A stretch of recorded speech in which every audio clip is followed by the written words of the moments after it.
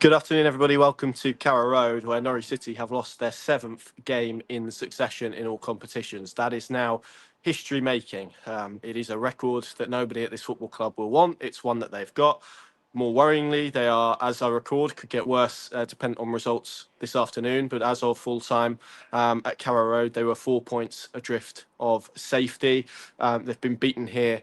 Again, as I record, there are protests going on just over there in the South Stand car park. Some fans blocking the exit for the players and club officials to leave. We've had protests outside the front. We had it was 5 tennis balls, but they were tennis balls, admittedly protesting the state of play. We had chants for Ben Napper to go, for Liam Manning to go, sack the board. We had a group of players on the pitch that looked listless in the second half, that looked rudderless, that went under really when adversity hit, and a whole team that have come here and been able to extract 3 points just all too readily, all too easily. And when you put that in a cauldron and you mix it, and this is the perfect time of year for it, it's a pretty fatal concoction. This is a football club that has huge problems and is fundamentally broken in terms of the relationship that supporters have with the group of players on the pitch, with the group of people running this club. They have made it quite clear today in numbers. It wasn't a minority. It was in the River End, it was in the South Stand, it was in the City Stand, it was in the Barclay, it was in the Snake Pit. They want change. They want people at this football club to go. They have lost confidence in the leadership and in those making decisions at executive level. Ben Napper has taken a lot of the heat. The sporting director, Liam Manning, they made it patently clear what they feel about his style of play, and generally as well some of the decisions that have been made. And okay, it's been paused, but the decision to move fans out of the lower River End has been just an absolute disaster. And you look around, everywhere you look, it's a complete bin fire. It's complete chaos. It is a football club that is sinking, and players on the pitch that are visibly sinking as games go on. And you saw that today in the second half. And when there is the slightest bit of adversity, and we're not even talking, drastic, we're talking about a slight blow, they fall over, they wilt, and they find new ways to sink to new depths and to lose games. It takes a minute for this Norwich City team to implode constantly. And that, I'm afraid, is a recipe for disaster. And you look at the run of form that they've been on, 7 straight defeats here, 6 straight defeats in the Championship. I think it's what is it now? It's 7 defeats from the last 8. Let's have it right. Let's have it frank. Any head coach that survives that is extremely lucky.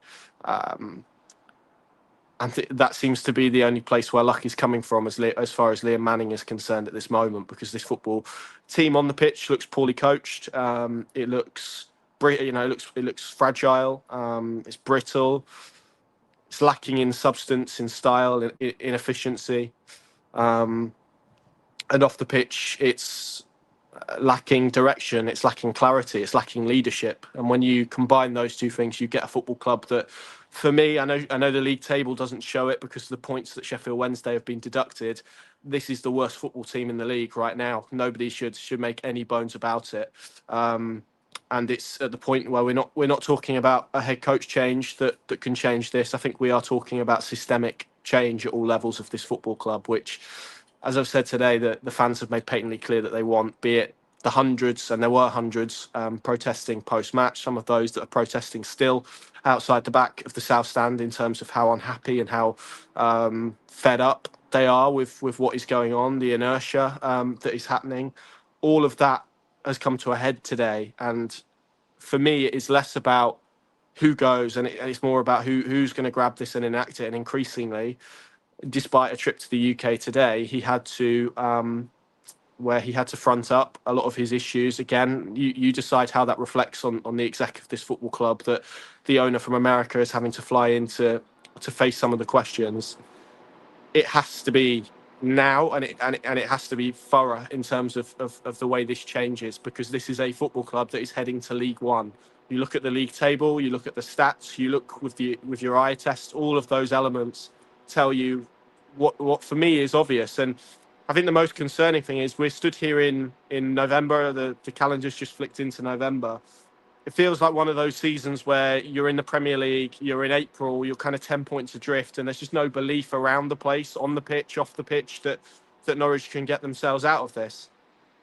and it's November. That's hugely concerning. You've got fans who today there were patches around the ground who didn't turn up, didn't want to turn up. Those that did turn up were furious about what they've seen, and I think rightly so, because this football club, and maybe it's a brash thing to say, it increasingly feels to me like there is a feeling internally that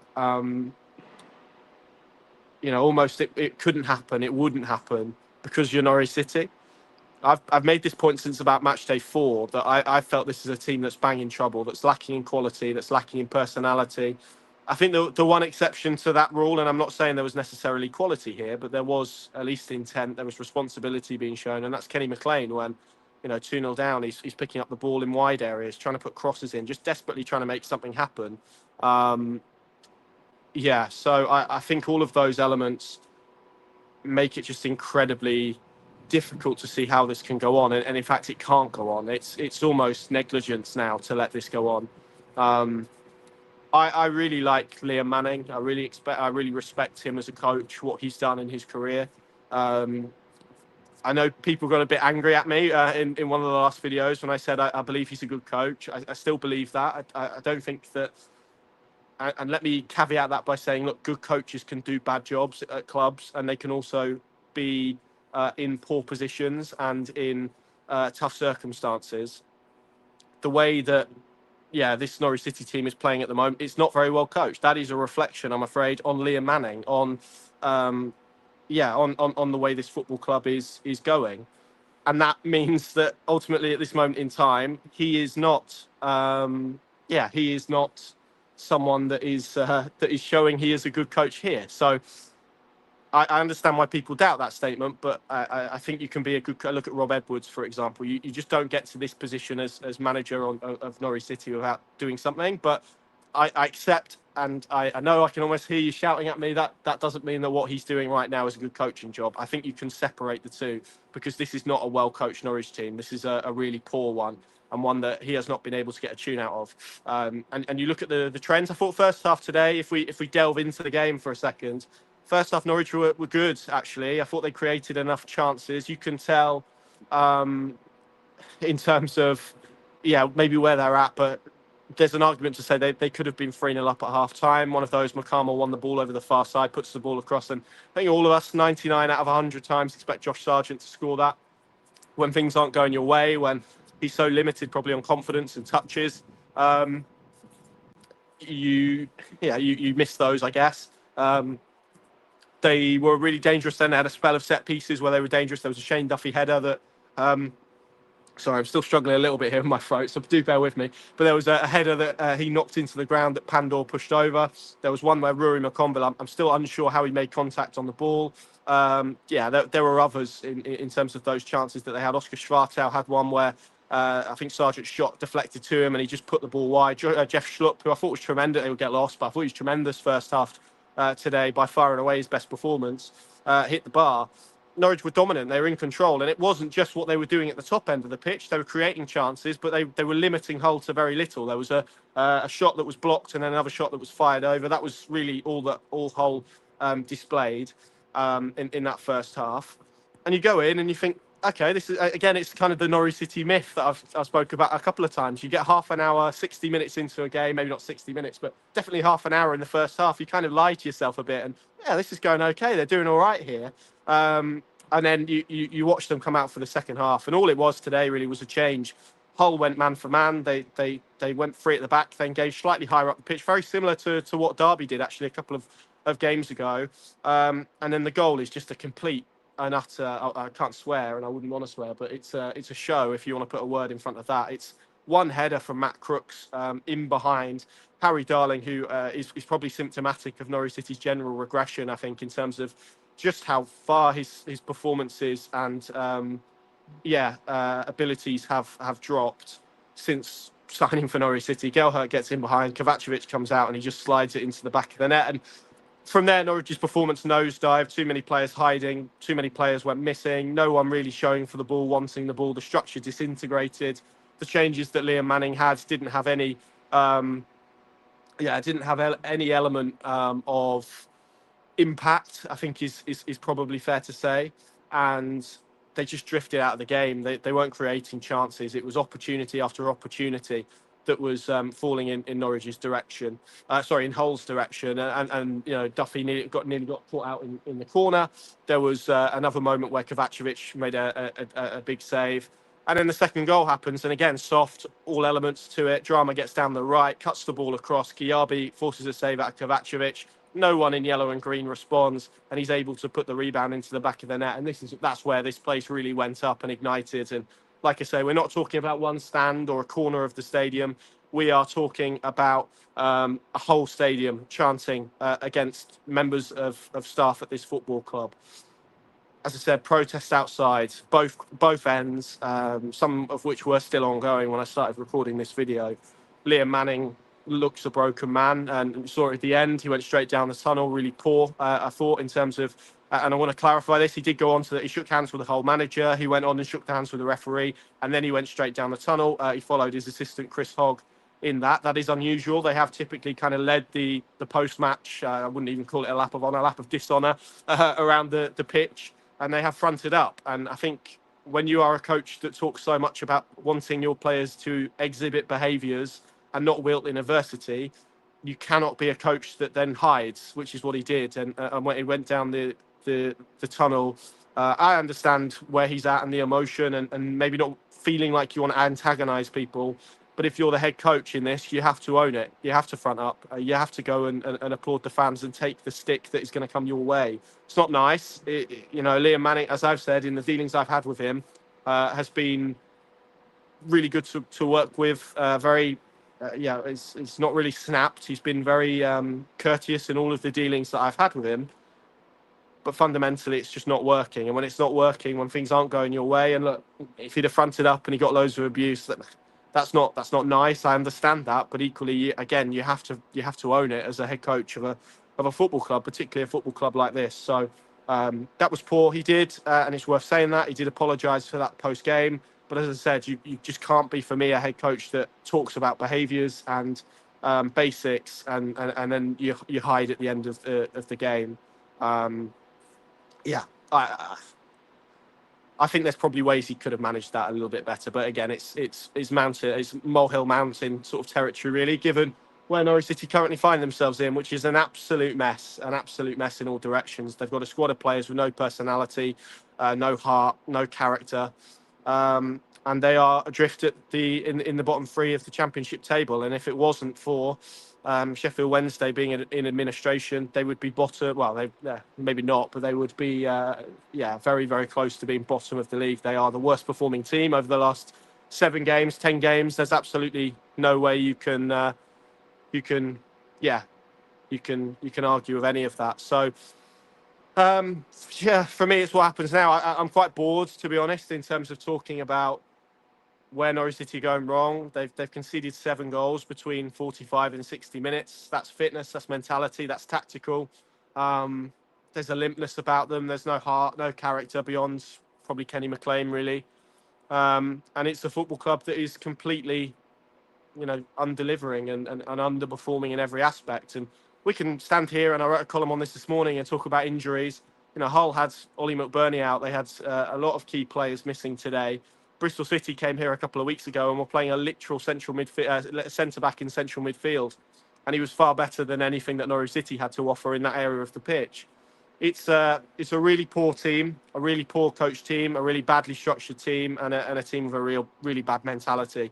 And you put that in the mix, and it's a team ultimately that just has very, very little about it, and has very little quality and very little, personality about it. And all of those, I'm afraid, is symptomatic of where they are. So, look, all of that stuff you guys know. I'm not breaking the edge. I had actually, as I made my way to the mix zone where you interview the players, and we spoke to Jeff Schlupp after the game.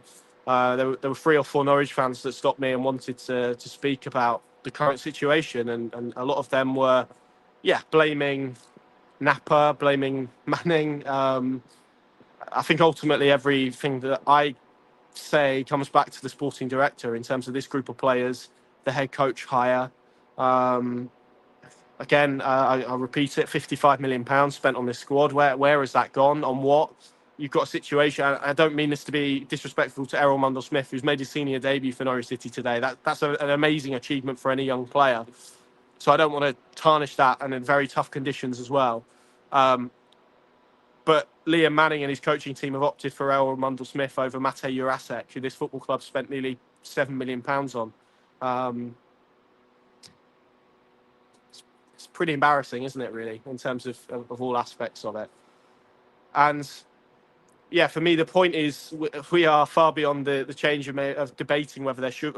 We're far beyond the moment of debating whether there should have been any change. And I think it's now the scale and when that happens and who that happens to. And ultimately, if those people at the top of this football club at executive level will not enact that change, it has to be Mark Attanasio. It has to be the ownership that step in and try and sort this out. Because it's a really bloody mess everywhere. Everywhere you look, everywhere you turn, there's very little positive for these fans who pay incredibly extortionate amounts of money for a season ticket at this level, one of the highest in the league, to come and watch the brown stuff that they are having to watch at the moment is just unacceptable. And it's a football club that on every metric, on every measure, and a lot of those metrics and measures are ones that they have set themselves, they're fundamentally failed on. Norwich need, I think, at this moment in time, although it's likely to be higher, but if you go on the current points per game, and people will laugh at me for talking about this, but I'm talking about it in terms of where the club set their expectations. Just to caveat it with that, they were talking about top six. Well, even if we engage in a world where that's a possibility at this moment in time, if on current points per game ratio before this game, you're going to need 68 points. Norwich are going to need 60 points from 33 games. I'm really struggling to see where they get 3 points at the moment, where that next win is coming from, let alone going on a run like that. They're probably going to need 50, in and around 50. It's been slightly lower over recent seasons, but that's typically what you need to stay at this level comfortably. Could any of us plot a path to 42 more points for this football club at this moment in 33 games? That's well over a point per game. This is this is gravely serious stuff. We can talk about being 13 games in. We can talk about first quarters, second quarters, third quarters. We can talk about the Milwaukee Brewers and what happens there. But we're over a quarter of the way through the season. This is an expensively assembled Norwich City squad. They are in the bottom three. I do not know what more we can do to kind of highlight the gravity of the situation they are in, the extent of the situation that they are in. And it's not good enough now not to do anything, in my opinion. I just do not see how this comes back. And I do not see how this springs back. I'd love to be proven wrong on that point. I just do not see a world where Norwich City from this position go and win 6, 7, 8, 9 in a row, which is what it's going to take. I just do not see how that happens. So I want to make one point. The director's box today, clearly not the best place to be in. We've got a picture, we've posted it on socials. Former Norwich City operating officer, I think that was his title when he was at the club, Ben Kensel, was here this afternoon. Understand that was as a guest of Delia and Michael. I think that's interesting. I wouldn't like to speculate on anything, but I think it's interesting that it's this moment that's been decided to extend. Look, it could just be coincidence in terms of Luton playing yesterday, and that's the most natural situation. But yeah, sorry, excuse me. That does it help? I don't know. I don't know.